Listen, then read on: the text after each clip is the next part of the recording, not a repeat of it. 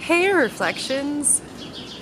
So I've been going through the process of detachment for quite some time already. It's been about, I don't know, since 2012. And it's really interesting because when you don't pay attention to the signs, the growth is a lot harder and slower, but once you start paying attention and making the decisions based on your consciousness and how you feel about yourself at the end of the day, that's when true change starts happening, once we get real with ourselves. So yeah, you know, this has been happening since 2012 and it's been getting more intense and more intense and more intense, but I'm just rolling with it, and that's why I'm doing this video outside in the rain. But when you learn to detach, honestly, your life and the people in your life begin to change and are replaced with things that are so much more in alignment with yourselves. So today we're going to be talking about finding the others. So you've detached from all of the things that used to define you as a person, right? Your family. Sometimes you need to take a little bit of a step back. Your friendships. Sometimes you have to analyze these and see if they're working for you. Your life partner, you know, things like that also change if you're in a relationship. And also your job, you know, your circumstances, everything just begins to change just like that when you are serving your highest purpose or your highest potential or working with your higher self. Now, for me, this process was a lot easier because I had psychedelics. You know, that was basically what pushed me to put myself out there. And the first suggestion I would give you guys when trying to find the others is, number one, put yourself out there.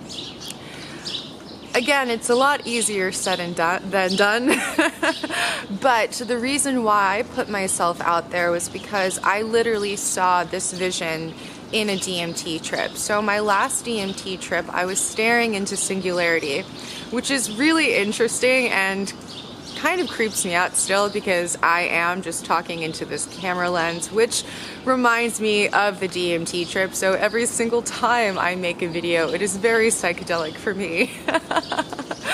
But yeah, I had seen this vision and it was supposed to be my death. And I chose, as the Bodhisattva does, to come back and to evolve with the rest of humanity. So at that point in time, I was a hermit. I felt that I was far more superior than other people because of how much I was putting into my spirituality. That was the first mistake, to put yourself above others. Once you do that, it's kind of hard to communicate with other people because, like I said, you are putting yourself on a pedestal. It's something that I did, I'd say the first few years actually. I felt that I was better than the rest of the people around me, so I just didn't really want to communicate with them. And that again made it really hard. So in this DMT trip, I saw that I would be connecting digitally to the mass consciousness, to everyone, creating a fractal effect, and that would have more people inspired and more people inspired and more people inspired, and then we just all evolve together. And that's what I saw, and that was a really, really, really intense vision, and that's what made me start doing YouTube videos. So the first thing I would suggest, put yourself out there. Number two, I realized, okay, so I put myself out there. Now what should I do? Well, be vulnerable. You know, it is so much easier for me to share my stories and to be vulnerable because I move past that. You know, and I talk about some really dark, you know, depressing stuff here, and you guys pretty much see me at all spectrums because I am not afraid to be vulnerable. Why am I not afraid to be vulnerable? Because number one, I'm working with my higher self and my team. These team of masters, along with my higher self, guide me on what to say, on what topics to address. So when I'm asking them, you know, should I really do this? You know, is this really necessary? It is. It is. It is very necessary for people to see you vulnerable because, again, that is a way of relating. So after being vulnerable, what would I do? I would also realize that number one, we are a connected consciousness, okay? And I get, again, like my older self, I would revel in the fact, or revel, I don't know, how do you say that? Somebody had corrected me, but you would revel in the fact that you were alone because you felt superior. I felt like a hermetic, I felt like a monk, you know, and that's something that put me in my own bubble. You know, and once you put yourself in your own bubble, it's really hard to reach out to other people because you put that belief system within yourself that says, I should not connect or I cannot connect because that makes me more superior and more spiritual. That's not true. That is your own self-imposed prison. And that's what I realized. You know, that's why I had changed my circumstances. Once I realized that my apartment, you know, my surroundings were a prison for my consciousness, it was so terrifying that I just wanted to immediately change everything. But again, things happen in stages and when you're ready. So if you probably have been in this state of depression and detachment and feeling weird and not feeling like you could communicate or you could connect with people, it's because you are not centered and in alignment with that right vibration to connect with other people. I realized I am always connected. We're always connecting. Even, you know, me doing this, the reason why I started this is because I wanted to stay sane when I was having the most insane thoughts. And it was my way of connecting and communicating with people. You know, this is connecting. You can connect with people digitally. And even if you are communicating digitally, it is still a form of communication. Another thing I realized is, you know, yes, Buddhist monks and hermits, they are alone, usually in the woods, and so are sadhus. You know, all of these mystical masters that are trying to transcend reality and the illusion. And I realized, wait a minute, if you stop and you think, they are not alone. They are with a group of like-minded individuals. Whenever we would see a sadhu, they would be traveling with their guru and they would be traveling in a group.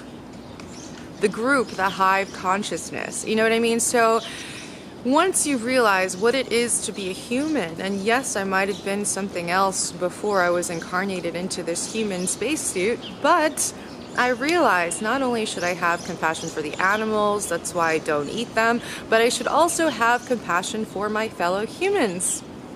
And that's why it's so important to connect and share these ideas, because once you change your perspective and you put your awareness to something, change happens. And that really happened to me once I got real with myself and I realized that this prison that I had created, this very sad, alone person that I was created by myself, really, because I pushed everybody away. I pushed everybody away because, again, they were not in the right vibration I was in, but then again, my vibration was all over the place. But once I detached from those toxic relationships, Or what I did was I would say, no, thank you, but I would wait. I would wait for them to come back, like my grandmother. You know, I could never live without her, but sometimes, especially while I was going through this detachment phase, it was very hard for her to understand me because she came from a very material background. So I would give her space, she would give me my space, and then I would come back to her and just embrace her with loving and open arms, you know. We are not here to judge one another, and we're not here to judge ourselves, but we are here to evolve and to learn from one another. So when I realized that this self-imposed exile was all my own doing, I thought to myself, well, I had this crazy DMT trip that told me I needed to become more social. You know, before this, I had no social media at all. I detached completely. Why? Because I had absolutely no purpose. I felt that since I had absolutely no purpose, I really didn't have any reason to connect. So, find your purpose. Every single person is great at something. Every single person is their own master, is their own guru, is their own seer, is their own psychic. So I feel that the next wave, you know, of human beings, which is us, usually the younger generation. My grandmother was the second wave. You know, she was all about the hippie movement, and she's very much a psychedelic human, but she doesn't really do psychedelics anymore. She was the, you know, they were the first or the second wave. You know, they were just here to just break down those doors so it could be easier for us. And that's when you start seeing the connection of, you know, the fractal connection of all of us, really. So yeah, I would connect, I would be vulnerable, I would share my story, I would find what I'm good at. You know, we are all interconnected and we all need each other's help. I am good at one thing: talking, experiencing, taking psychedelics, meditation, astral projection, lucid dreams, all of that stuff. That's just stuff that I naturally gravitate to.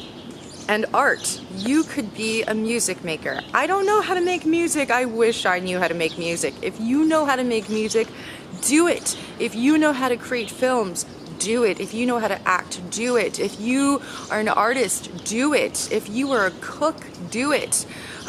Anything. If you're an engineer, make something wonderful. If you're a builder, if you're an architect, do it. But we need to start realizing that we are our own masters. And we are the change that we are looking for. You know, if we're sitting around thinking that somebody else is going to change our circumstances for us, we're wrong. We are, and that's something that I also realize. I am the only person that can change my reality. So I was busy spending too much time basically viewing programming, okay? And I realized instead of being programmed, I wanted to be the program. Do you see how that flip of perspective completely changes your whole entire reality and makes you have the motivation to just do? If you can become the programming, that's very important. Even having inspiration by just creating memes, you know, I love that. I follow different social media accounts that creates inspiration because, again, you know, we can give inspiration in all ways. Just by even sharing your story is so inspirational because it will make the next person think, hey, if this person could do it, I could do it. All is not lost. So, yeah, I've realized that we are all interconnected. We are all here to either learn, to teach, to help, to grow, to love. That's it. You know, everybody has their own truth, but the highest truth is no matter where you are in life, okay? no matter what circumstances you have, no matter what has happened to you, no matter if you're here or if you're here in your awareness and your awakening, it doesn't matter. It doesn't matter. Even if the individual is not awakened at all and it's just, you know, just like spitting nastiness, it doesn't matter. You know why? Because all is one and we're going in the same direction. All of us. And that's up. You know, that's ascension. And that's when you start loving unconditionally, even the people around you that you cannot connect with. Because you realize, whether it's now, whether it's in another lifetime, they're gonna get it, and we're all going to the same place, and we're all made of the same things. So yeah, that's really, I mean, that's what really helped me. I needed to see the confidence within myself in order to connect with other people. And, you know, it also helps to work with a team, you know, work with your higher self. This is why I feel that I can do this. You know, if I was just doing this just by my own small human perspective in this human body, it would be very different. But I work with my MAP team, and I'll put a link down below because I haven't really talked about them in a long time. But I meditate with my higher self and certain masters and spirits like nature, devas, and they help me get inspiration so I can communicate with people. Like, that's another thing. You know, go within and find that stillness and centeredness, and you will find the peace and the love that will allow you to connect with a loving and open heart. You know, and once you change your perspective or your belief systems on what spirituality is and what it's supposed to be, that's when we can create change. Anyway, reflections, I hope that helped. And, you know, we're all going through this together. We all have our own perspectives, but at the same time, there is only one truth. And that is all is one. You know, whether you're good, whether you're bad, whether you're any, you know, slide of the spectrum, all is one, and that's really it. And once you realize that, you stop taking life too seriously. That's what I realized, not taking life too seriously. That's another thing that's really helped me, because before I used to take myself super serious, you know? And again, that was really, it made it so hard to relate to people because, again, I thought it was like, right, I thought it was like the coolest thing in the world. I'm way more enlightened than you, you know? I'm way more spiritual than this person, you know? But once you stop being in that type of vibration, you start seeing your own silliness, you start becoming more real with yourself, you know, and being truthful with yourself, then you'll realize, wait a minute, this is a collective experience.